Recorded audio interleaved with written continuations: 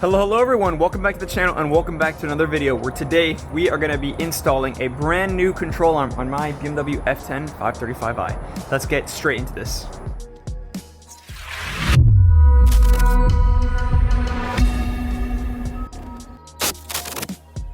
That's right, a brand new control arm on my F10 535i. I discussed in a previous video that my car is out of commission for now and it's, stuck on jack stands right now, and I'm gonna be honest, the reason is I hit my car. I was driving in the rain, I took a right, I was in Sport Plus, rear went out, and then I went straight into a curb.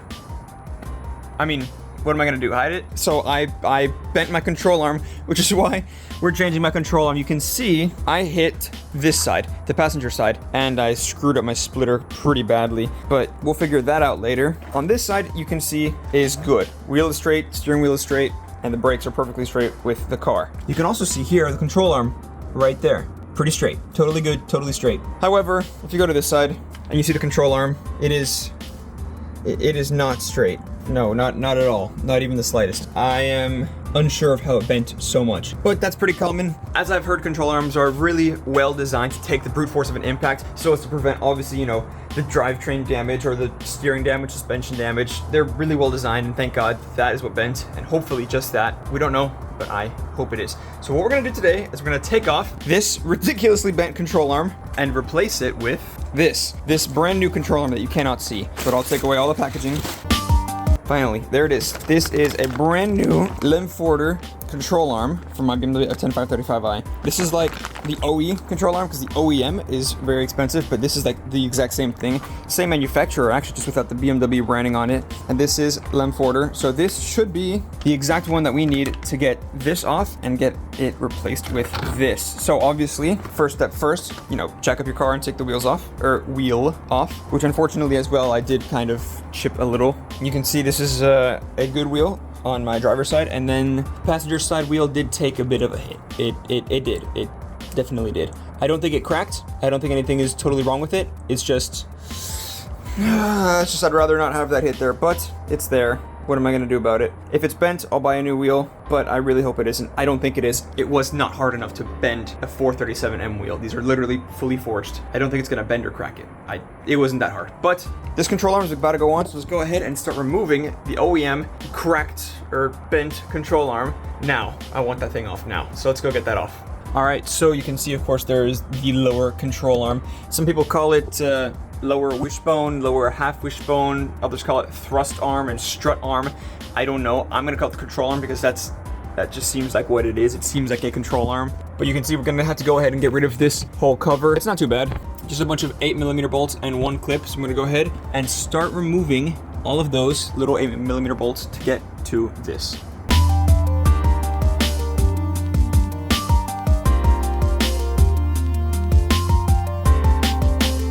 All right, so you can see we have successfully taken off all the covers. It's really like one big cover with like 3 different sections. So I removed that, and now you can see we have access to the control arm bolt right there.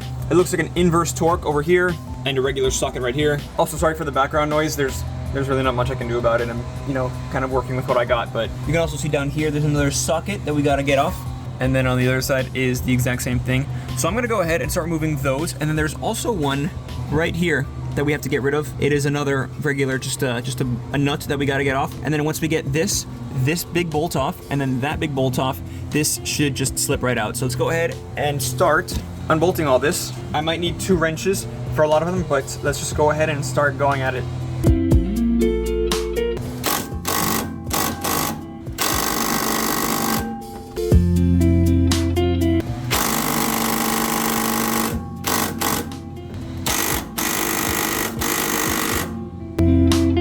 So 30 minutes have been passing by, and so far I've just gotten the second one off.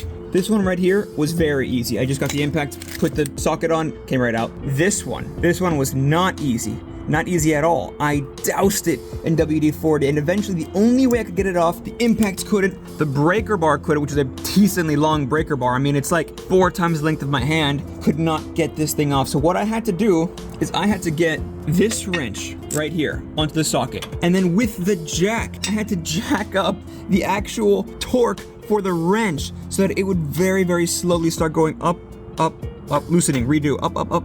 Took me like 4 tries, but that is the amount of torque that this thing was on with. And I mean, I'm sure that comes with age and, you know, debris getting stuck or whatever, and wear, of course. But man, that took an actual full jack worth of force over 4 times to get that thing off. That is an absolute pain. I'm not sure if everyone's is gonna be like this, hopefully not, but mine most certainly was an absolute pain. And I'm gonna have to get that bolt out, and then I can start getting this last one out.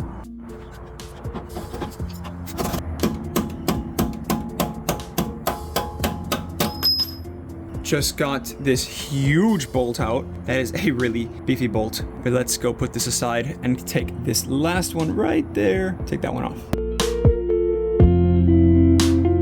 So a quick little status update. I have actually just removed, I believe I mentioned earlier, I removed this bolt that goes right here, right there, you can see it. I removed that one. I've also gotten this out, but I've had to raise the suspension because this bolt, which I've just removed the nut from, which was extremely difficult. I had to do the same thing with the jack, where I had to put the wrench on the actual nut and then lift it up with the jack. I had to do like 4 or 5 times, and then it finally came out. But the problem is, all points of reference that I have, all literature, all information on the internet about this bolt indicates that for some reason, my bolt holding the control arm onto the frame of the car is backwards.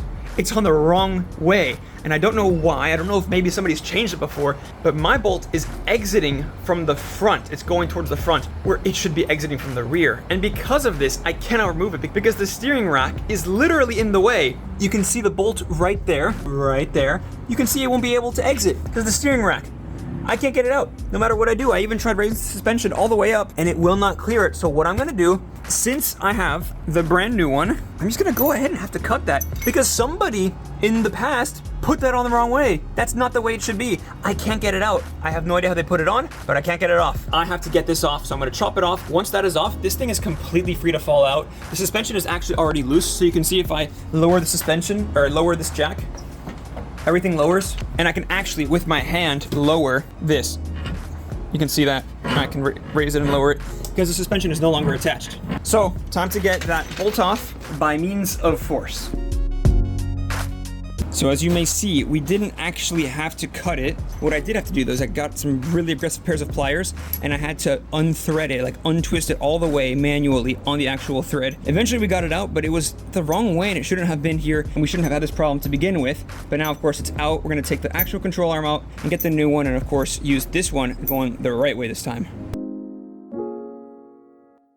All right, so we have finally gotten the control arm out. You can see it's missing there. We finally got it out. Like I said, we were able to successfully thread it out all the way, and we used a lot of force. We had to turn the steering wheel all the way to the left, and then we had to hammer it very, very hard. But it did fall out, and here they are. Here, of course, is the old one on the left. This is very bent. Here's the new one on the right. You can see the difference. It's kind of crazy. This is the new one, of course, on the right, and then the old one on the left. It's not even like the same like ballpark of like anywhere near close anything, and that's why whenever I hit the car and I drove it back home, I was driving with the steering wheel at a 45-degree angle. Literally, I'll put a clip of that here.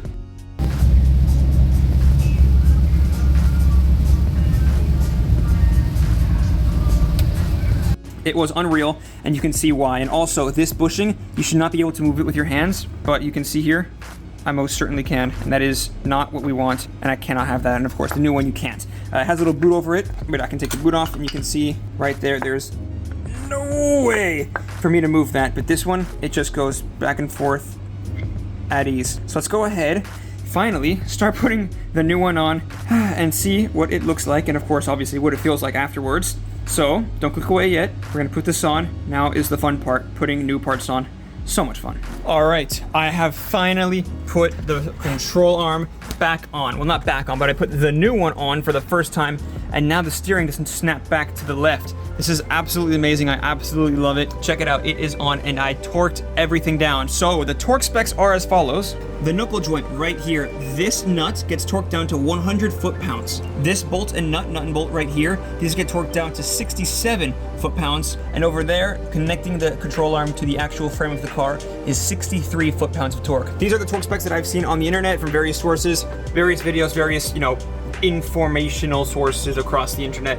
BMW doesn't actually say anything as far as I can find about what the torque specs are, but everyone goes with 100, 67, 63 going inwards. So descending order going inwards, 100 for the knuckle right here, 67 for the suspension joint right here, and 63 for the actual connection point over there on the frame. But I've torqued everything down. All that's left now is to put the covers back on. So I'm gonna go ahead and put the covers back on and then put the wheel back on, and hopefully the wheel isn't cracked, damaged, or bent. And I can still, you know, use it. That would be best case, hopefully. I really, really do hope, because I don't know yet. And then obviously I'm gonna need to align this thing, because I took a pretty hard beating, and hopefully the car's good. So let's go ahead, put the covers back on, and then put the wheel back on, put this thing back down, which, by the way, as of right now, has no headliner, nothing. You can see my lights dangling from the ceiling. I'm gonna drive without all that for now, for a while. That's all right, because I'm changing my headliner. Because yes, the timeline of 2 of my videos are crossing over right now, but you know, you can't blame me. Once this car's out of commission, for this, I might as well go ahead and do that, and I haven't finished that, so I'm gonna finish this. It is what it is. By the time this video is out, my headliner's already done. If you haven't seen that video, check it out. It is absolutely amazing. I love it. It's so cool. But like I said, let's go ahead and finish this up. Finally, take this on the road and see what it feels like. All right. So it's actually been a few months since I've installed the control arm, and I just gotta say, I mean, everything went very, very smoothly. What you guys last saw was me, of course, finishing up, and I put the wheel back on, I put the cover back on, everything went on very smoothly, and I went on the road, and the first thing that I noticed when I went on the road is I let go of the steering wheel, and the car went totally straight. I mean, it was like an arrow. Literally, the steering wheel was totally straight, and everything was just right.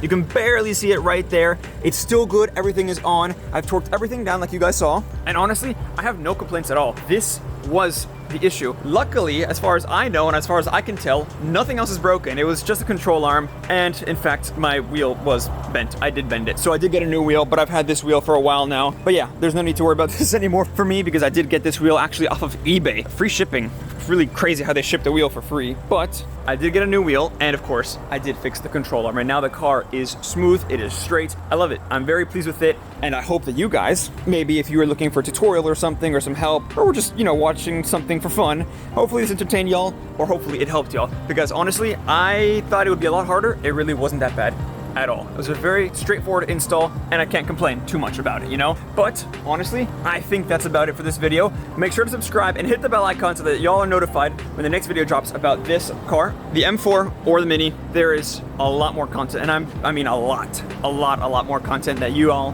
do not want to miss. Make sure to subscribe and hit the bell icon. Lots of stuff coming. But like I said, for this video, I do think that's about it. Car works great, everything is fine, control arm is on. I can't complain, honestly. Everything went just how I wanted it to go. Very smooth install, very happy with it. So again, thank you all so much for watching, and I hope to catch you all in the next one. Take care.